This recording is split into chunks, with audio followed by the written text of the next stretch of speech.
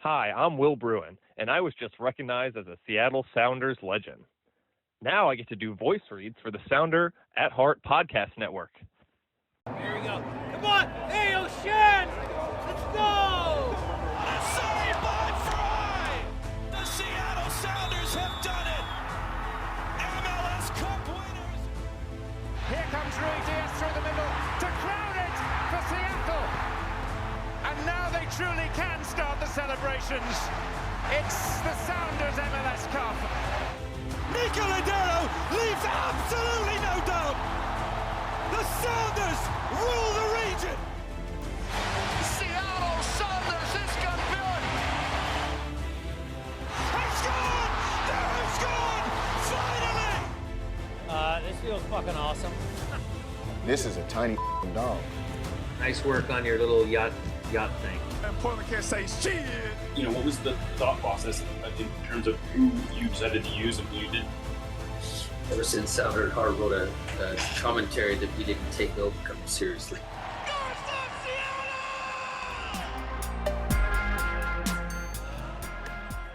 This episode of Nos Arietes is sponsored by Full Pull Wines, a Seattle-based wine retailer and proud sponsor of Nos Arietes since 2011. Full Pull was founded in 2009, is based in Seattle, and is owned and operated by longtime Sounders supporters. They offer the best boutique wines of the world to members of their mailing list, with special focus on their home, the Pacific Northwest. Welcome back to Nos Arietes. I am Jeremiah O'Shan, and right now we are joined by Benji Wade of Spokane Soccer Show to preview this Wednesday's Tacoma Defiance Spokane Velocity Open Cup match, but also sort of just talk about this whole Spokane soccer scene, which I'm totally fascinated by, especially now that we're about to get promotion and relegation. Who knows? This might be we might have like some crazy interstate derbies going on here. Anyway, thank you for joining me, Benji. I'm so glad to be here. I'm glad we connected when I was in Seattle and excited to have this conversation. Yeah, and I guess you're not maybe going to make it back, but you were here in town for the Ballard game 2 years in a row. Yep. That has been quite a match between Ballard and Spokane. You even came up with a clever little name for the derby. The Bridges and Falls Derby. And, you know, I think I might have. Maybe I just celebrated it more than other people because I wrote one of one blog articles for SpokaneSoccerShow.com, and it was about that game because I was sitting in a lobby of a hotel last year getting ready to go to Memorial Stadium for that game. And I was like, I'm just going to write down some words, go learn about this Ballard FC team. Like, who? Peter Kingston? Who's that? I'm like, oh, that kid's really good. And then, that game happened. He'll be back in this game. And then he will be in this game. Yeah. Yeah. So what were your impressions of the Ballard soccer experience? You know, you got to see it in two different places. About the first one or the second one? I'm curious. I mean, now I guess talk about the last one because that's the one that is ongoing. But what was your impression? I mean, that was apparently quite a atmosphere that they put together at Memorial, which is not necessarily easy to do. It's a great point. I thought it was an incredible atmosphere. And it was one of those things where when I learned subsequently, and I did not know enough when I went there, admittedly, about what was going on with the situation with the school board or whoever controls the destiny of that location and whether there's going to be another stadium. Without knowing any of that, I will admit something only on your podcast. So everyone could just dunk on me, slide into the comments and crap all over me. I didn't even realize until I looked up that the Space Needle was like right there. I was literally right behind you. Totally, I was totally disoriented. Oh, no, but I guess you're facing the Space Needle. I was facing Space Needle because I went to that stand to face the stand where all the spectators were sitting for that game because they had one stand was basically empty. Yes. I don't know what direction was which, and they had the media on that empty side.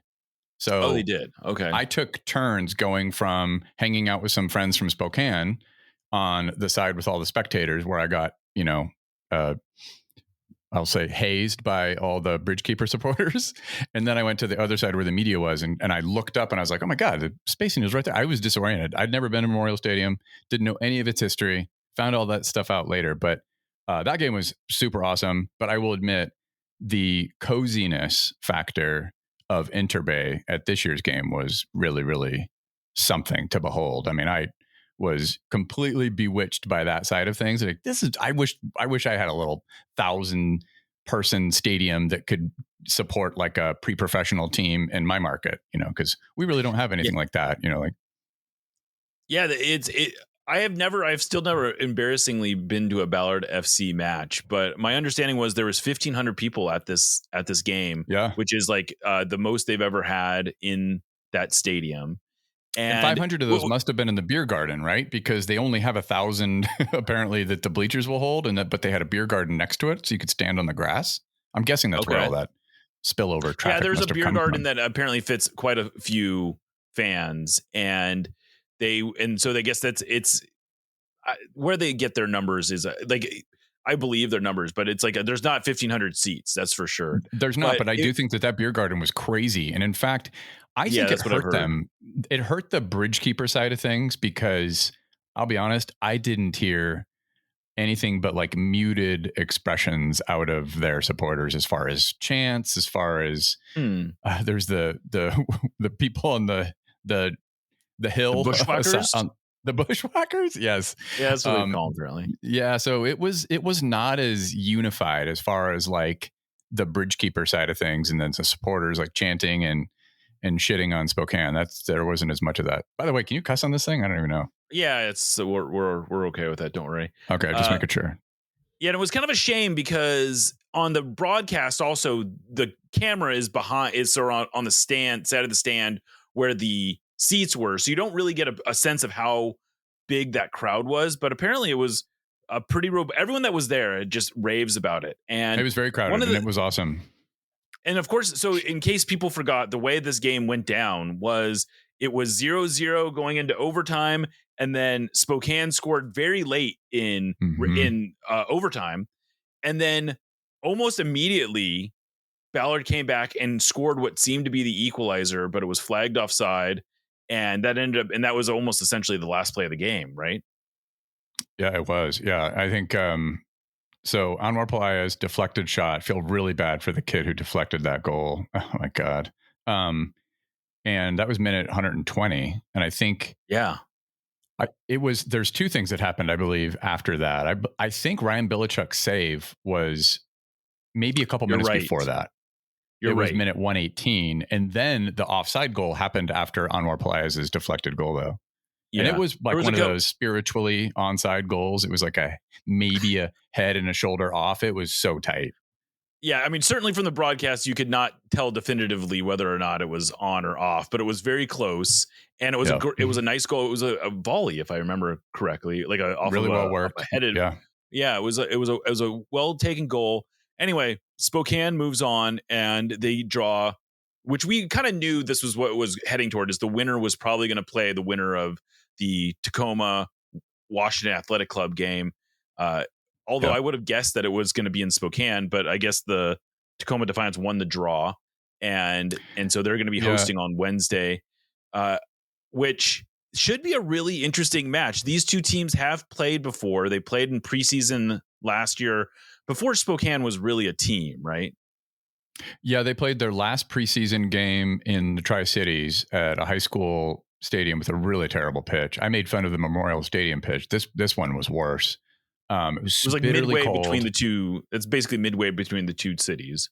Yeah, it was kind of like a neutral site. Yeah, and in that game, I know that the Sounders had a lot of their first team, their senior team players making appearances in that game, and we still had like trialists on the team and had only played a few games together. It was ragged, though. I will say that. I think the final score was 3-1. So. But I think a totally different group of players on this team. Not totally different, but quite a few new ones. For Defiance, so that is. And obviously, brand new team for... there were some of those players, but like Andre Lewis played like 5 minutes. A lot of the first team players from Velocity's 2024 team weren't even on that. And now we've added 8 new players. So I'm guessing it's going to be a totally different cast. Yeah, and Tacoma will be a pretty different roster as well. Like they have... I don't know how many players they have currently on the team that were on that version of the team, but even from last year's team, there's been a fair amount of turnover. Although there are some players from Ballard that are on this team. I think there's 4 or 5 players that had at one point or another played for Ballard. So it's an interesting little grouping of players who are all sort of connected to the rivalry in one way or another, even if Tacoma and Spokane haven't really had much of a chance to build a rivalry. But you could see that sort of building. I mean, they're theoretically at the same level in the U.S. soccer pyramid, both Division III, and it's an interesting, but it's sort of a different approach at the same division. So Tacoma obviously is very developmental. You've got some younger guys. You do have some, old players that are in their, mid-ish 20s, low mid 20s. I would imagine Spokane's a little more established pros. Is that accurate, or are they also pretty young? It's a great question. I think that the youngest age of a typical Velocity player has been a player that went to all 4 years of college. And oftentimes, if a college player has come from another country, like we have a couple players from Great Britain or Spain, and they transferred to American colleges and universities, those players end up even being another year or two older than that. So like, for example, we got a player named Jack Denton and one of his teammates, Javier Martin Hill. They went to Missouri State, but they started playing for us when they were 25. So, so that's kind of interesting. And then there's a bunch of there's some fairly well pedigreed, Luis Heel had 9 years in the MLS and then a couple years, in the USL League One before coming over to Spokane. I think he only had one for Union Omaha before joining Velocity. But yeah, there's some pretty experienced players for sure. And so I would imagine that Spokane comes in. I mean, I would imagine the winner of this game will play an MLS team in the next round. Maybe they could also play a championship team. They could play a USL championship game. So we won totally 2 rounds last year, and we faced Las Vegas Lights in the 3rd round. But you're right; that's a true coin flip. Right, you're playing for a chance to potentially play you're playing a bigger team in the next round, one way or the other. I would imagine this has got to be a pretty big deal for Spokane. I think it is, but what's kind of interesting about it is that I do know indirectly that, Velocity are technically now in, can I count 3 competitions, because they have league and then they have what's called the Jägermeister Cup, which is just within the USL. But they're adding the championship to it this year, which is going to be really cool. So there will be 2 leagues from USL championship and League One. Oh, was the Jägermeister Cup not all the leagues last year? It wasn't. So the championship teams didn't vote to participate last year. It was just League One to kind of pilot the whole thing. But this year the championship teams are joining. So there'll be 38 teams. And then we have the Open Cup as well. I think everybody here really, really wants it. I cannot speak for Coach Lee Wiedemann, but I'm guessing, like any manager, he's going to be going, which are the competitions I'm really going to go for? It's a classic rotation that we see if you follow a Premier League team of what does that manager, who does Pep Guardiola pick for the Carabao Cup versus FA Cup versus whatever. I do think there will be a lot of players that didn't play, in Saturday's game, for example. So I'm guessing the second goalkeeper, Ryan Bilichuk, will probably start again, the one who had the great game against Ballard. So that'll be really unique, but I'm hoping we win because I'm hoping that we get a chance to host in the 3rd round. But you're not expecting this to be the first choice group, though. No, I'm not. No, the first choice group just played Saturday against group. Yeah. Right. So the hierarchy of the competition is the league play is clearly the most important competition. And then Jägermeister and Open Cups are competing kind of for number 2. I think so. And I also can't speak for Lee Wiedemann, but the fact that he started his best 11, me squinting and just going, oh, that's the best 11 that he has available in terms of form and fitness. But the unique thing about this year, and the joke was made when I was chatting with Katie Harnato, one of the owners for USL Spokane, she said something to the effect of, Lee really wants to win this game against Ballard. He really doesn't want a repeat of last year. He really wants, he's going to start a strong team and not not a second team or whatever. And I went, well, we don't really have a second team this year. And at the same time I was saying it, Ryan apparently was in the next room also saying it because he was over here in the conversation of like, we don't have a second team. So this team has much more bench strength than it did last year. There were a couple very inexperienced players or players that had not, maybe had a year or two professionally under their belts, whereas this team is really deep. Like the 8 players that were added, with the exception of Ryan Belichick, who played for the Portland Timbers too, it's all players that are either, have had a couple years or some of them, 8 to 10 years as professional players, like including Nico Brett, who has scored the second most goals in USL Championship history. He's our number 1 striker, although he did get injured against Greenville to some degree. So I'm not sure if he'll be available Wednesday, but. And where is Spokane recruiting from? Are these mostly players from other League One teams? Is it from MLS Next Pro? Is it from college? And we can probably have a conversation about this, but the MLS Next Pro leap happens, but it is almost one of those things of like me and anecdotally what I've picked up on is once a player leaves that MLS ecosystem, they don't typically end up back. And I'm sure somebody will be like, you're wrong, but I think that's broadly true. It's not obviously it's not an ironclad thing, but I do think it's broadly true. It's broadly true. You don't usually go back and forth in those ecosystems, from what I've seen. So most of the players, every player we just signed has either League One or Championship or both experience. Nico Brett, I mentioned. Ryan Belichick being the only one who came from an MLS Next Pro team. Now I'm just going by my immediate memory. Without looking at notes here, but yeah, that's my understanding. So as an example of that from last year, we had a player named Ahmed Longmire who played for the Huntsville. Is that what they're called? MLS Next Pro team. There's a Huntsville MLS Next, the Nashville affiliate. Thank you. Nashville's affiliate. Yep. He left that ecosystem, played for Velocity last year. My understanding is that he probably wanted to go try to play for a championship team. And maybe didn't want to play in League One. Who knows? I'm not actually quite sure. I've asked him. He hasn't told me what his perspective is. But the path back to, say, the MLS ecosystem, I don't know how. I don't think that's easily made. I'll just say that. Yeah, I mean, I don't think you're wrong. I think that's definitely one of the challenges. I know that there is seemingly a growing reluctance for MLS to even now loan players into the USL ecosystem, in part because there is starting to be sort of a rivalry and a competition between these two leagues, which it'll be interesting to see how it evolves, because I know traditionally MLS, like the Sounders, have sent a lot of players to San Antonio, especially for loans. I know that there's been discussions of sending Sounders players to even Spokane, and this has been a thing that the Sounders at least had done in the past, and there's plenty of other examples of teams sending players on loan to USL Championship. We're hearing less of that now. I suppose there's been no official explanation for that, but I think we can all sort of draw some conclusions.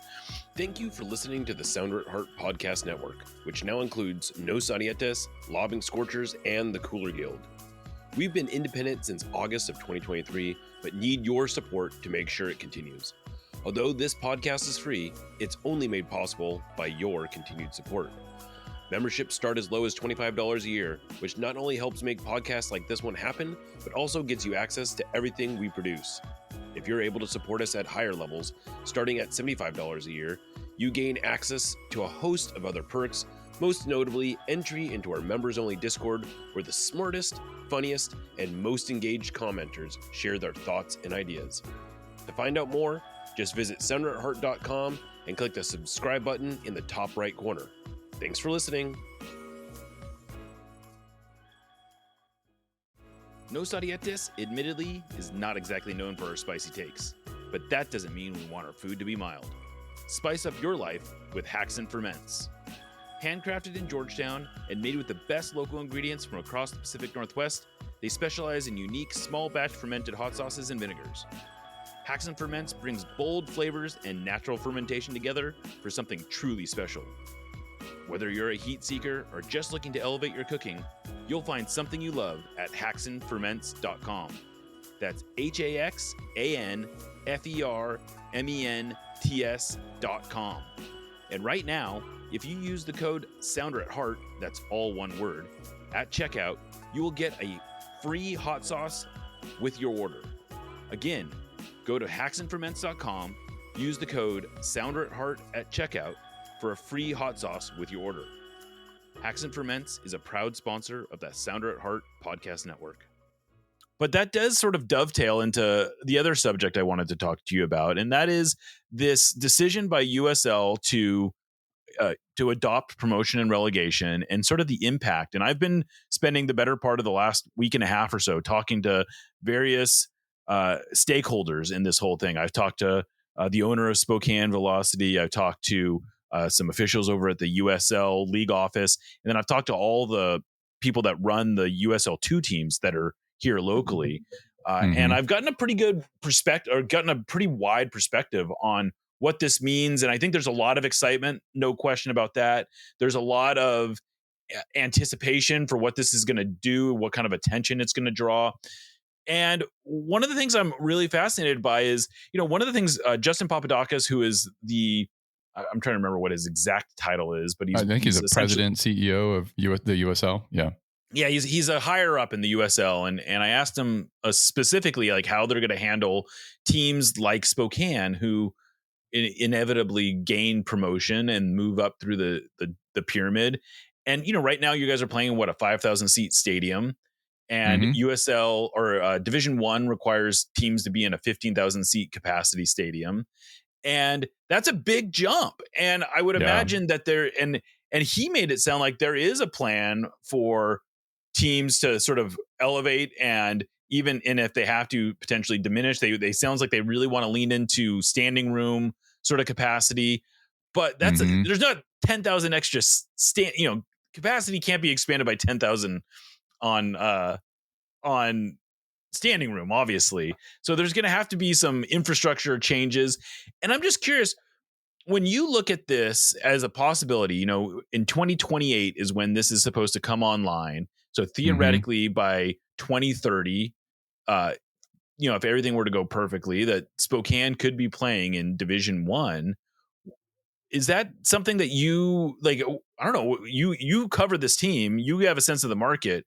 Is that how would you gauge your excitement or your interest or your trepidation even about sort of how these things would work? Well, I think it's the great hypothesis of the whole thing is asking all of these supporters in the quote unquote lower leagues in the United States. And we're witnessing all this growth of the sport as far as not just, the MLS has expanded to the point where it's like, can they expand anymore? Should they expand anymore? Those are questions for another day. Good questions. They're good questions, but it's like, okay, well, the championship is filling so many markets with teams, and you've got League One, and then there's the possibility that League Two could eventually be part of that pyramid, right? So every one of those markets, you go to the groups of fans and you go, what's it like to have a team to go support? And their enthusiasm is just mostly that.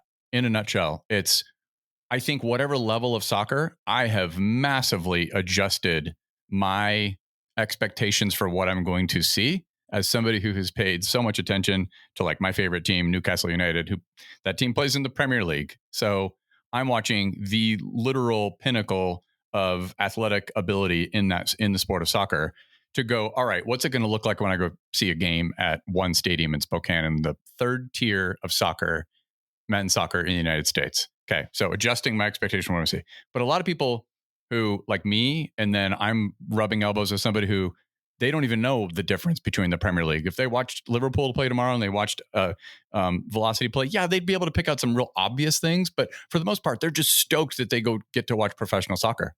Okay. So there's that level of care. The next step is narratively, do you care about what happens to your team within this league? And do you care about the other teams in the league? Well, the hypothesis has to be, will they care more if their team has the ability to be promoted? And there's a growing number of people who are very familiar with promotion and relegation. So I look at this and think, if I lived in a market in England where our team on one year could, make it to the Premier League, but we'd all be kind of like, yeah, we probably know this isn't going to last because we don't have the resources for whatever reason. but I'm still going to be really, really excited to go support my team regardless. But does it accelerate? Does it amplify that enthusiasm to just know there's far more at stake of promotion and relegation? And I'm, of course, pretty confident that the answer to that is going to be some version of yes. I don't know if it's going to be at the level that it needs to be. We'd have to define need. But as far as the ratings and the TV deals that they can get, which will increase the revenue, and then the parachute payments and all that type of stuff. But overall, a proprietary version of promotion relegation, I'm still enthusiastic about, because I think it just gives one more reason to care. In addition to just loving your team, but like loving the context of that team within that structure. Yeah, I mean, and I would imagine that most people that are existing fans of those teams it's all upside for them, really. I mean, it's all upside of, this journey. You started at League One, and the idea of being able to get elevated to the championship or beyond is, I would think, about as exciting as it gets. Now, but I think the question is, and I think where this is going to be interesting is, once teams reach that, or even if, one of the things that Papadakis told me is that teams will be able to buy. There's going to be some teams that buy into Division One. There's going to be teams that buy into the championship. There's going to be then a lot more teams, presumably, that buy into League One. But then what happens when those teams start going the opposite direction? Because that's the way this works, right? It's a two-way street. Although it'll be interesting to see as they adjust, because I would imagine there's going to be some period where they just grow every year into Division One. Like, there might not be a relegation from Division One for a while, because they aren't probably going to start at 20 teams, for instance. And we could end up with a pyramid that has 60 or 70 or even 80 teams in it, I suppose. And so anyway, but inevitably there will be some relegation.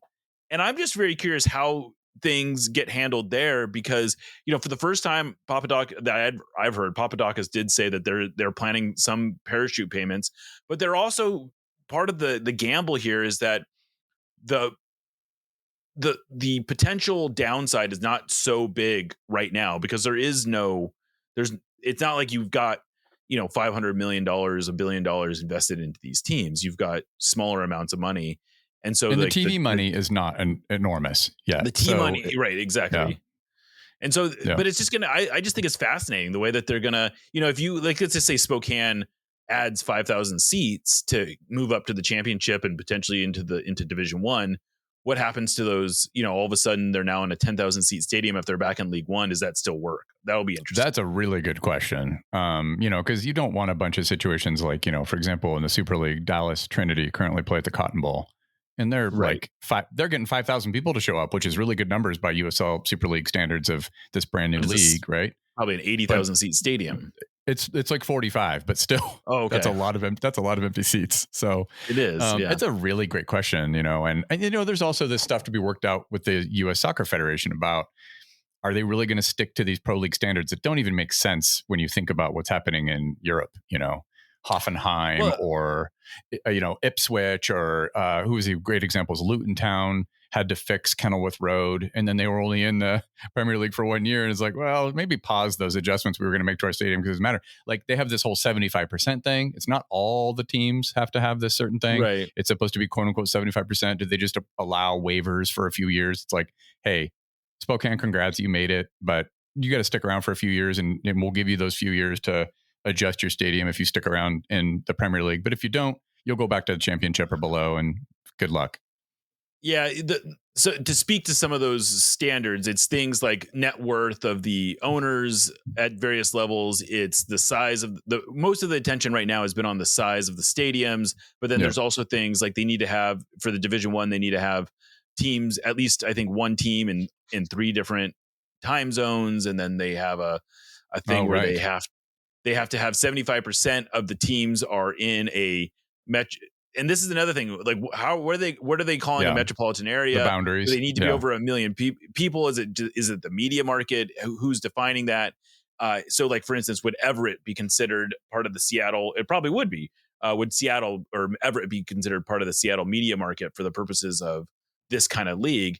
And that was another bit of news that, I don't think it was entirely breaking news, but Papadakis also talked about the possibility of an Everett team coming online, which is tied to the Aqua Sox, which are the minor league team, trying to get a stadium. And apparently they're trying to build a stadium that would, and this was an interesting twist on this, is there's lots of soccer teams that play in baseball stadiums, but as far as I know, there are no baseball stadiums that are built to also be soccer stadiums. Like it's mostly awkward. Yeah. Right. And so he was saying is that the idea here is that they would build a baseball stadium that would, or it would be as much of a soccer stadium as it is a baseball stadium, which I thought was really fascinating.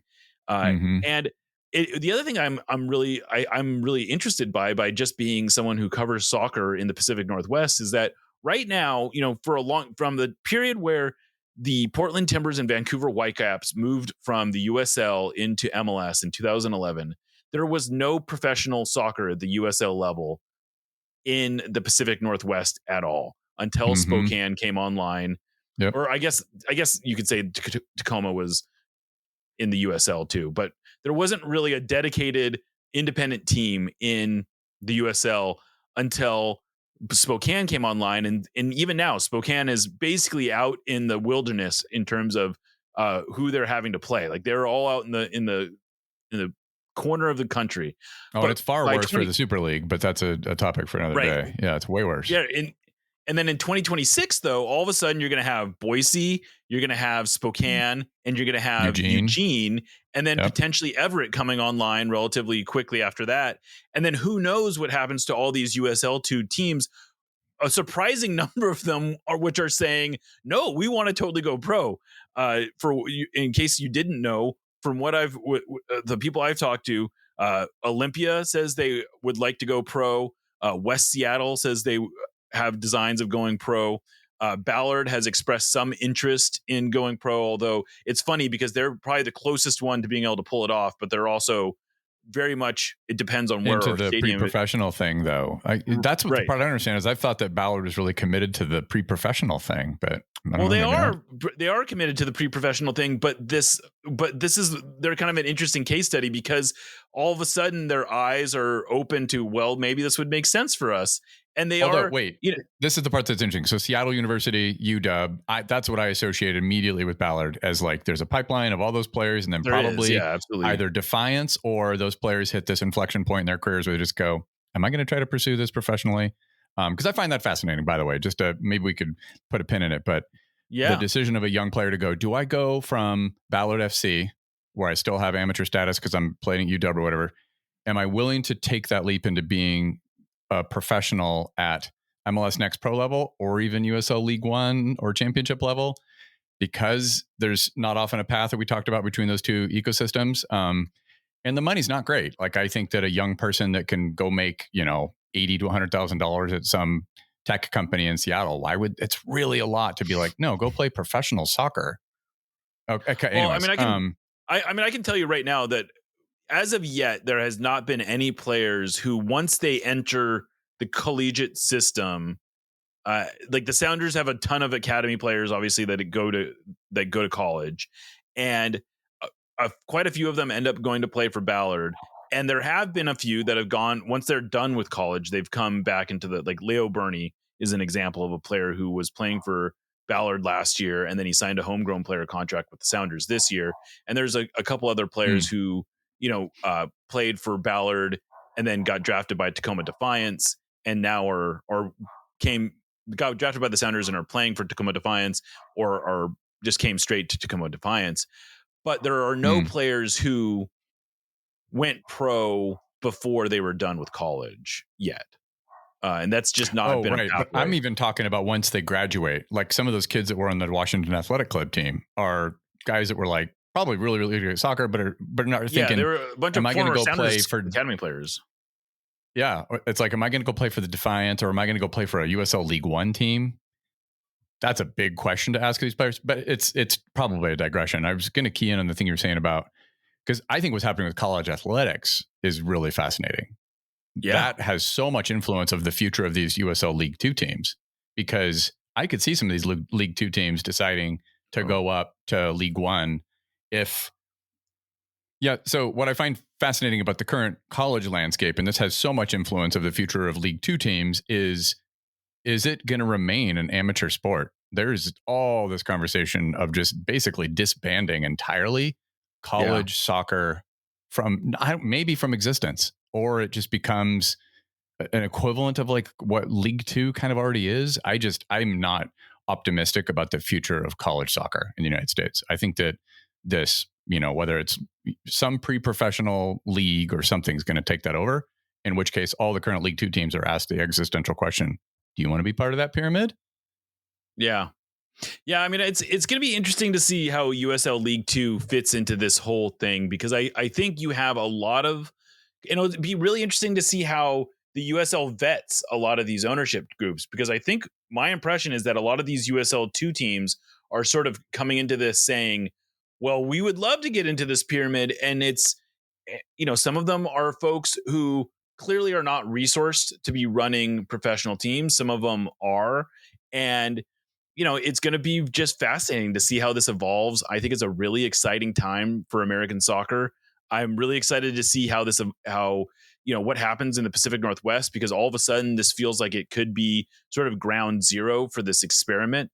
The idea of having, 4 professional teams potentially surrounding the Sounders that are not affiliated with the Sounders is really interesting. I don't really know the scene down in Portland quite as well, but they do have, there's a USL League 2 team that's coming online in Portland that is, has big designs of what they're trying to do. There's obviously Lane United, which is becoming Eugene USL. Yep.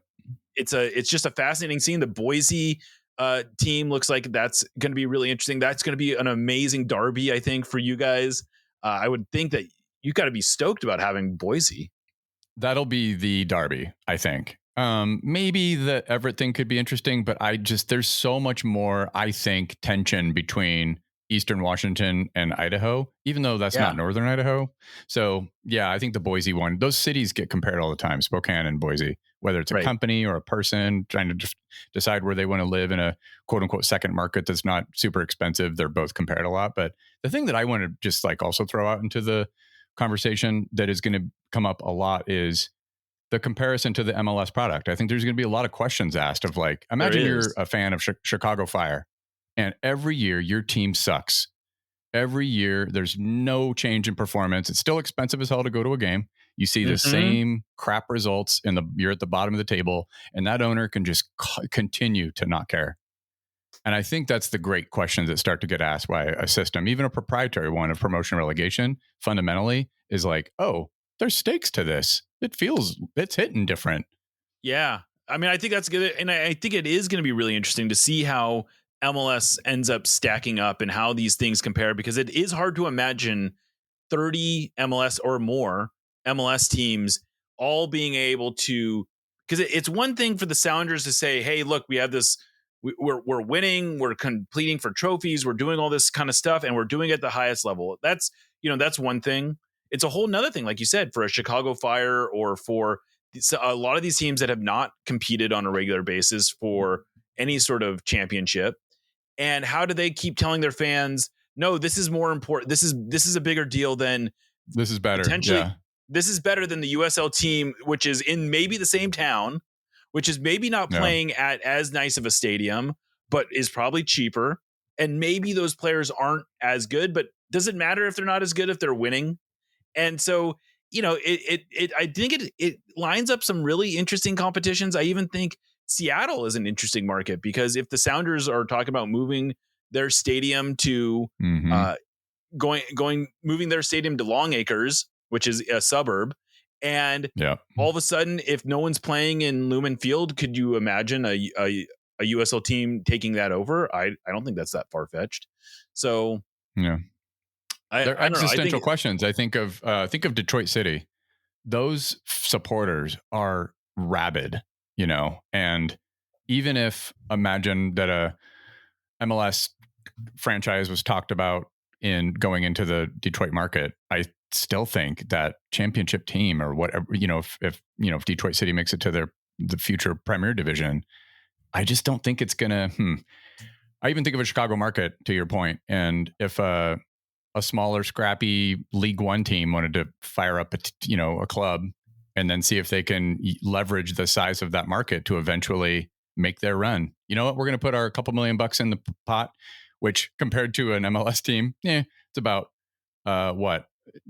I can't even do the math. Like it's a couple $1 million for a League One team, and it's 500 million for an MLS team currently. No, it's almost like it's barely comparable. It's you're talking about 0.5%. Intergalactic difference in scales, right? So imagine there's some little scrappy League One team that goes into the Chicago market and then tries to, get promoted a couple times and end up, these are the kinds of questions that I think are going to get raised, and they're going to be really fascinating. I do too. Well, Benji, it's been great having you on. I hope folks who are interested in what's going on the east side of our state in the soccer scene check you out. Spokane Soccer Show, mostly on it's a podcast and YouTube show, essentially, correct? Not so much a written product, but fascinating stuff. And I would hope that if you are out in Spokane, you would go check out a Spokane Velocity match or a Spokane Zephyr match as well. I have a feeling we're going to be learning a lot more about you guys in the coming years. Yeah, and I look forward to more trips to the west side.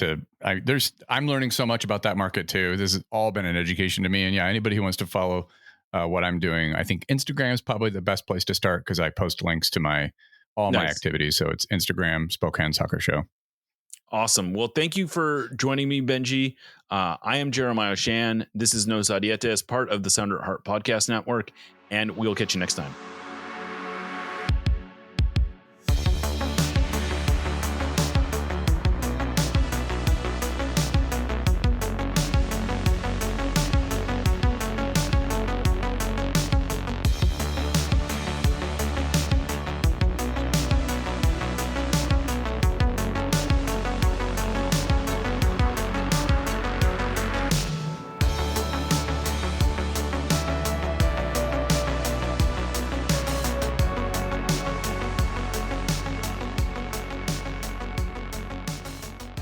I expect a LAFC who's motivated to prove themselves at home, to prove to their fans that they're capable of winning in this league. And it's up to us to really brew in the party. You guys like that? No? Awkward joke, dad joke right there, huh?